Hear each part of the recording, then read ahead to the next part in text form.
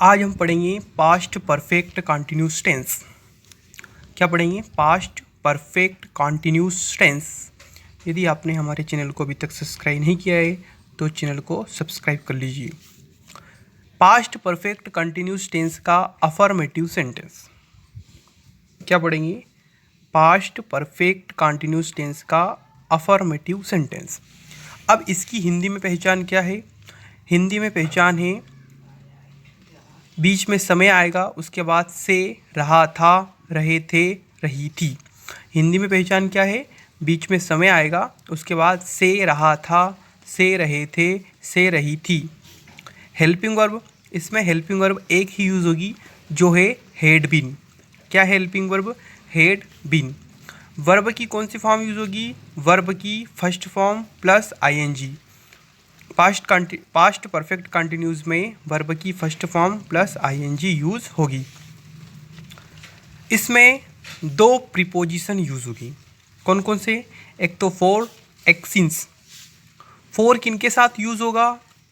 जैसे 4 दिनों से, तो days, weeks, months, years, minutes. मतलब हिंदी में दिन 4 दिनों से, 3 सप्ताह से, 2 महीने से, 8 महीने से, 10 वर्षों से या 10 सालों से, 5 मिनट से, ऐसा आता है तो फॉर का यूज़ करेंगे। यदि इंग्लिश में मॉर्निंग, नाइट, आफ्टरनून, सिंस का उपयोग कहाँ करेंगे? सिंस का प्रयोग कहाँ करेंगे? यदि मॉर्निंग, नाइट, आफ्टरनून, तारीख, वीक नेम जैसे संडे, मंडे, मंथ नेम जनवरी, फरवरी, कोई सा साल या ईयर्स हो जैसे 1980, 1980, टाइम जैसे 12 बजे से 1 बजे से, ऐसा आता है तो फॉर्मूला क्या हो जाएगा? सबसे पहले हमें सब्जेक्ट लिखना है, उसके बाद हैड बीन, फिर वर्ब की फर्स्ट फॉर्म, उसके बाद आईएनजी, ऑब्जेक्ट या तो सिंस या फॉर, उसके बाद टाइम। जैसे मैं सुबह से दौड़ रहा था तो क्या जाएगा? सबसे पहले मैं का इंग्लिश बनाएंगे आई, उसके बाद हेल्पिंग वर्ब क्या जाएगी? हैड बीन, उसके बाद दौड़ने के लिए क्या जाएगा? रनिंग। सुबह है तो क्या जाएगा? मॉर्निंग, और मॉर्निंग के साथ प्रीपोजिशन क्या जाएगा? सिंस। तो I had been running since morning. वे 2 वर्ष से भोपाल में रह रहे थे तो they had been living in Bhopal for 2 years। वह सोमवार से स्कूल जा रहा है तो यहाँ पर गड़बड़ थोड़ा सा। वह सोमवार से स्कूल जा रहा था तो क्या जाएगा? He had been going to school since Monday. Past perfect continuous tense का नेगेटिव सेंटेंस।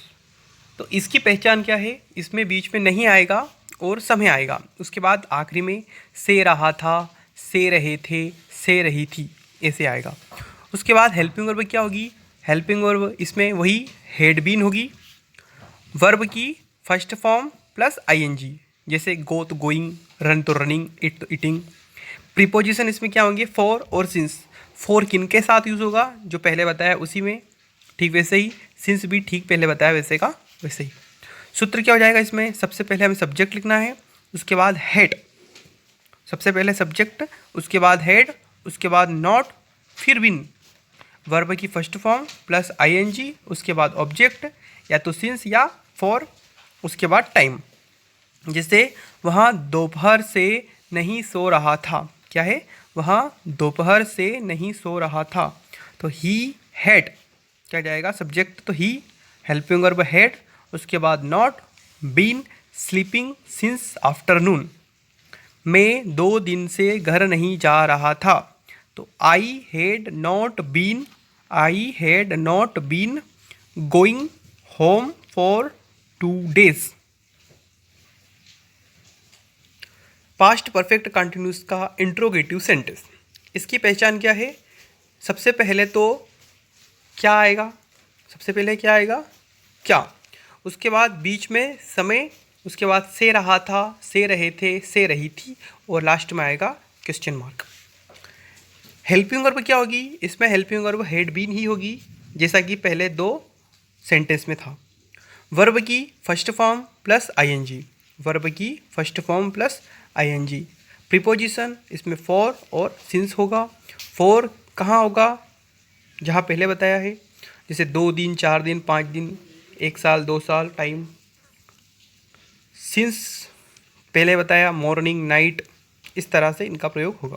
सबसे पहले क्या लिखना है सूत्र में, हेड, उसके बाद सब्जेक्ट, फिर बीन, वर्ब की फर्स्ट फॉर्म प्लस आईएनजी, उसके बाद ऑब्जेक्ट, फिर सिंस या फॉर, उसके बाद टाइम और लास्ट में क्वेश्चन मार्क।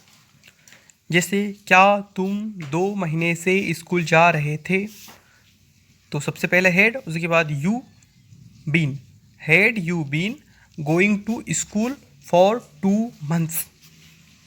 क्या तुम सुबह से सब्जी बेच रहे थे, तो had you been selling vegetables since morning.